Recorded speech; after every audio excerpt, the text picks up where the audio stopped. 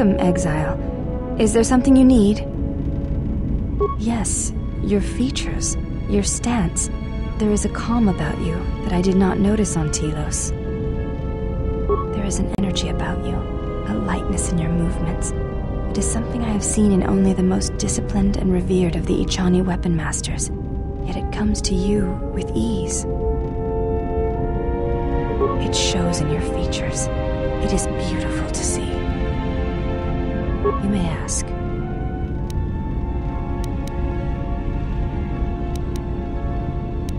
I am training, so that if danger should strike, my body and my reflexes will be prepared. That, and I had forgotten how long hyperspace travel can be. If I do not have something to focus my attention on, I fear my sanity will erode as well. Training is something reserved for certain caste members of the Ichani, but I do not see the harm in instructing you in some basic principles. I do not understand how you and Atris fight, but I will instruct you on how Ichani children are raised on warfare. All Ichani fighting principles rely on foundations. If one does not understand the most basic of fighting moves, it is not possible to understand the higher tiers. It is similar to learning the alphabet of a language before being able to use words, then sentences. As a foundation, I will instruct you in our elementary movements. The body itself is the first weapon you must master. It is not something that can be described. Let us duel, you and I, and that shall teach you more than my words can. Use only your hands and feet to strike at me, nothing else, or our combat shall be over. Do not resort to using any items or any force techniques you may possess. Such things will obstruct learning. Very well. I shall match my movements to resist your efforts, and do not hold back, or I will hurt you.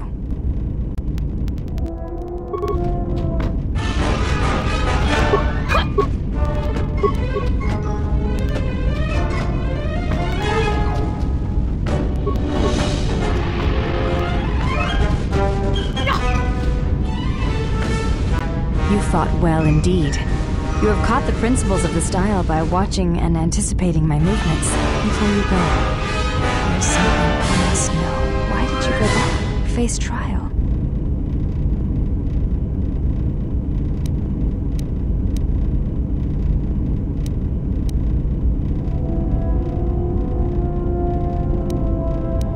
I see. It was always something I was curious about. To walk to one's own sentence willingly. It is a brave thing.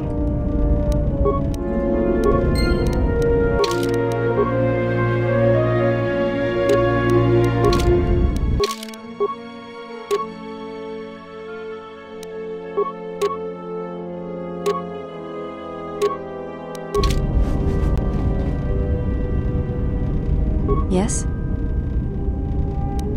I fail to understand the problem.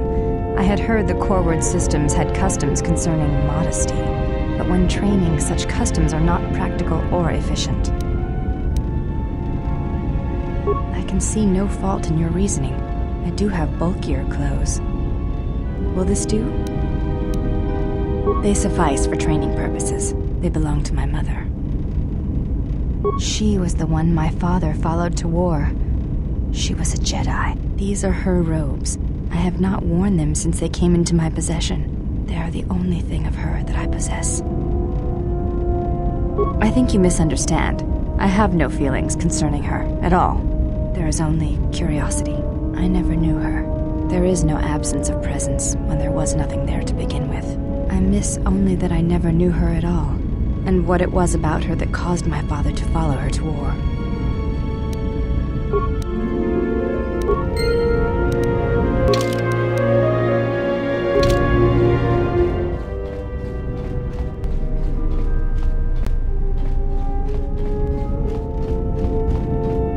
Hey, General, are you alright? You look like you've been standing too close to one of my shield generators. Was this something you wanted me for? That old thing? I built him when I was a kid. Been following me around for years now, despite what I've done to try and chase him off. Hey, just kidding. I'm happy to have you around. He helps me out with repairs. I outfitted him with a cutting laser and some other tools for delicate modifications. He's also good for singeing the pants of annoying techs.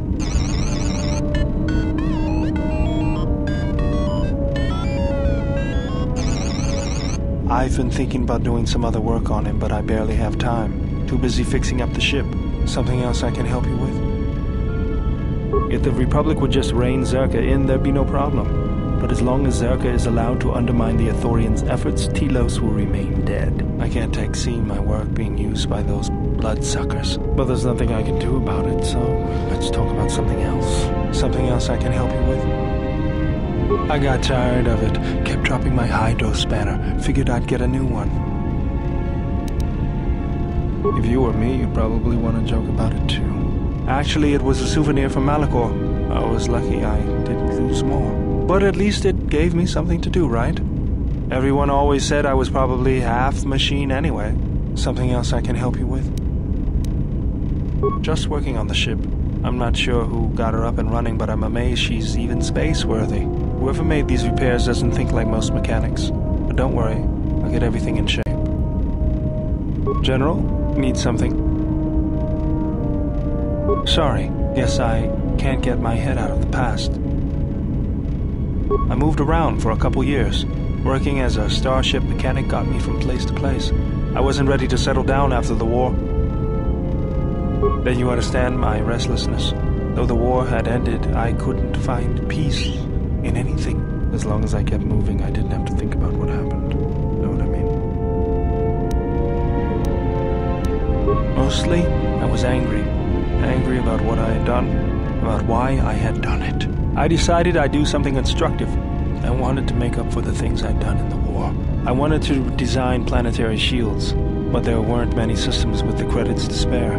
There was more that needed to be rebuilt and protected.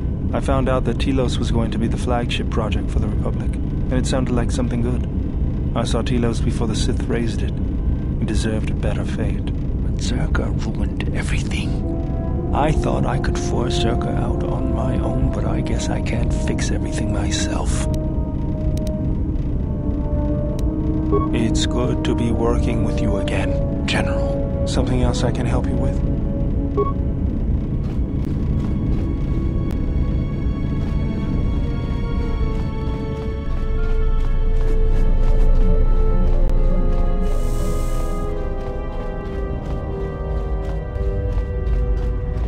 I don't know what it is, but you look different.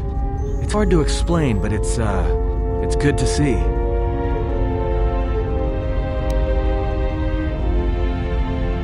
It shows. It's kind of inspiring, to be honest. Anyway, just wanted to mention it. I think the others have noticed it too.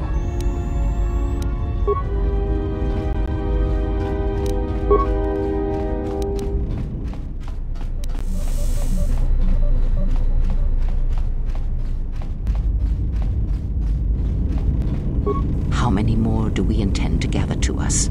This ship is not the galaxy. There is only so much room. Then prepare for an army, I think, for it seems many more will come in time. They will follow you because you are a leader. Their kind always needs such, even when the figure deserves no such obedience.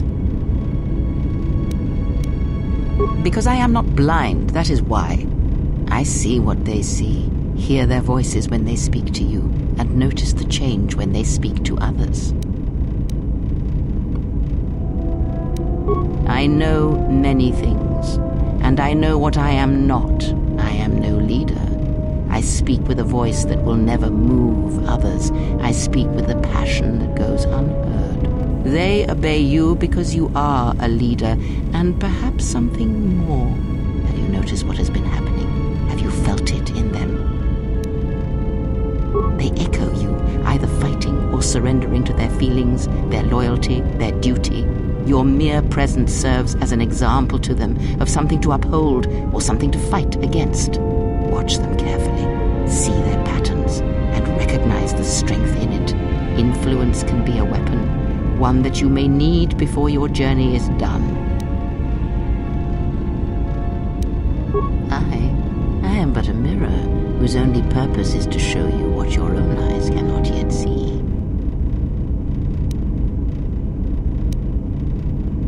I care not which of the words you use, as long as you make use of that which you forge. That was Revan's way, I believe.